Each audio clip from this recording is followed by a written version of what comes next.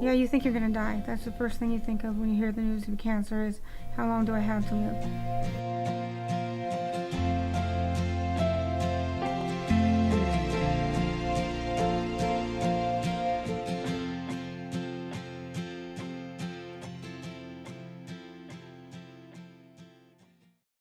Cervical cancer is female cancer. It's in the vaginal area, and with mine, it's a tumor that's sitting fairly large against the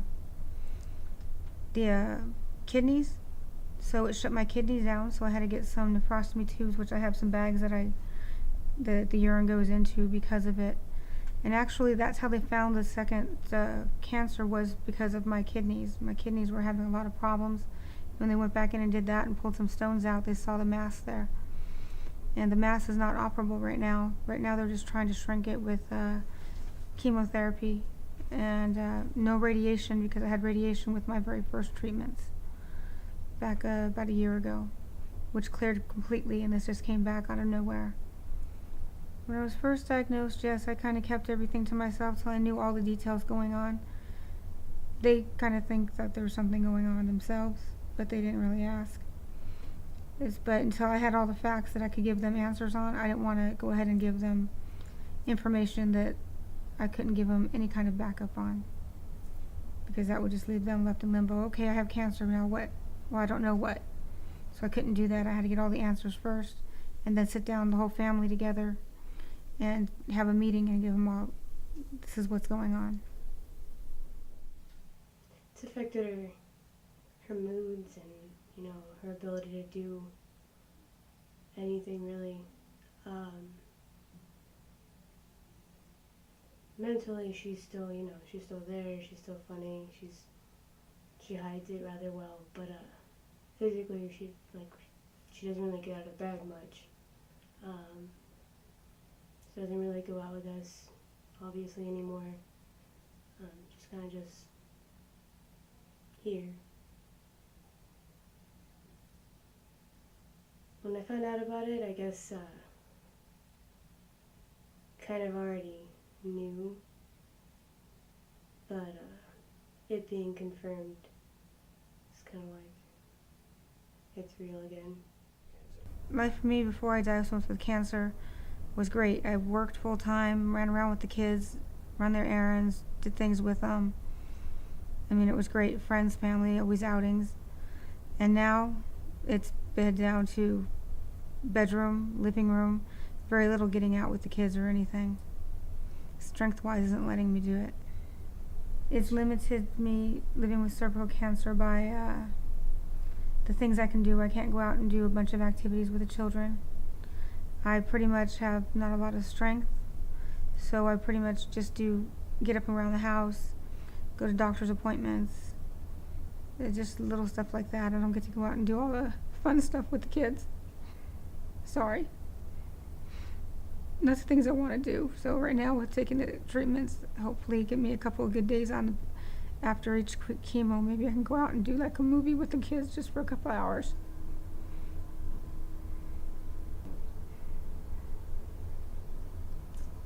But the kids are great. They ask, "Do you need anything, Mom?" They're 24/7. Great kids. Well, now that she has cancer, I don't get to go out nearly as much as I used to.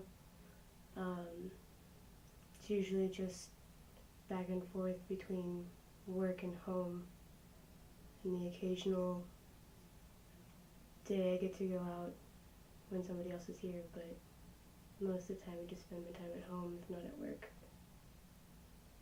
Before she had cancer, she was a little bit more scary. She's more active, I guess, rather than just being in her bedroom. I remember her just being Mom, weird woman, goofy as hell, but I love it. I'll probably remember her how she was before and after, and cherish both times. Before she was diagnosed with cancer, she was funny. you know.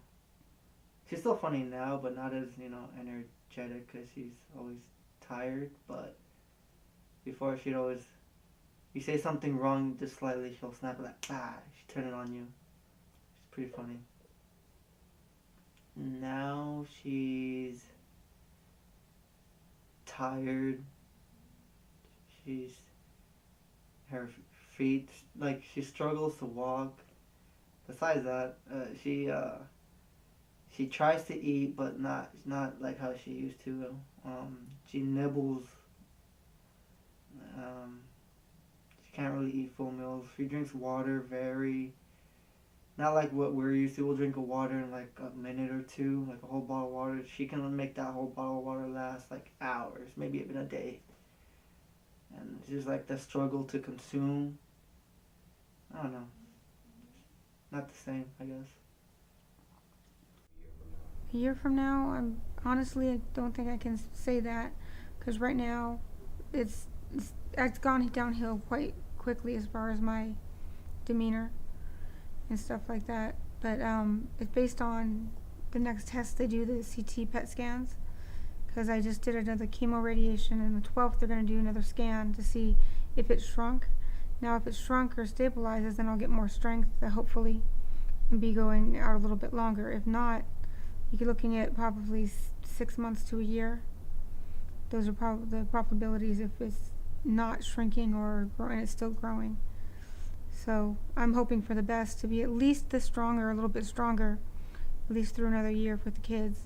And then hopefully we get more treatment advances that maybe I can get a surgery or something. But right now surgery is not an option, because where it sits, it would open up to spreading everywhere. But I plan on doing as many things as possible in that time with the kids, whether it's one day a month that I get to do it, or if I get lucky enough to have 3 days to do it. Maybe stuff around the house, none of the amusement parks or something like that, but we can do stuff at home. My goal is to spend as much time with the kids, and that's my goal. I don't know if it's theirs, but it's mine.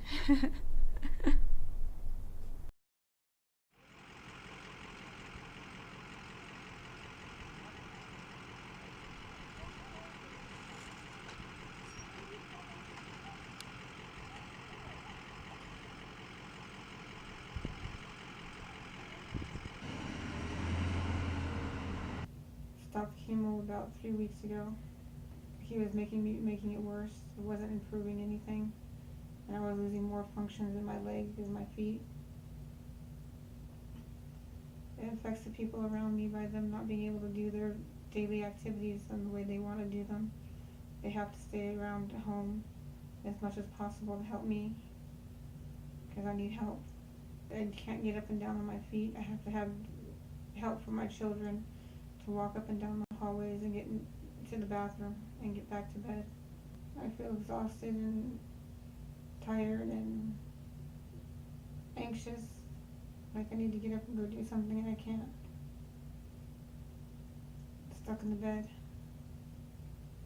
Hospice comes in and takes care of basically end-of-life procedures. They monitor your vitals, see if you need fluids, if you need to go to the hospital or not to the hospital. They just try to make you as comfortable as possible in the frame that you're in.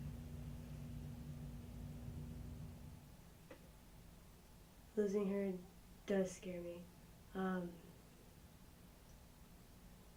It's kind of hard to think that she's not going to be there, but I think I'm doing rather well on holding it, coping with it, realizing it's going to happen probably sooner rather than later. You got a hospital bed? Yeah, that's when she's getting. What scares me the most is the loss her children will feel. My prayer is that there's still a miracle out there for you. I love you.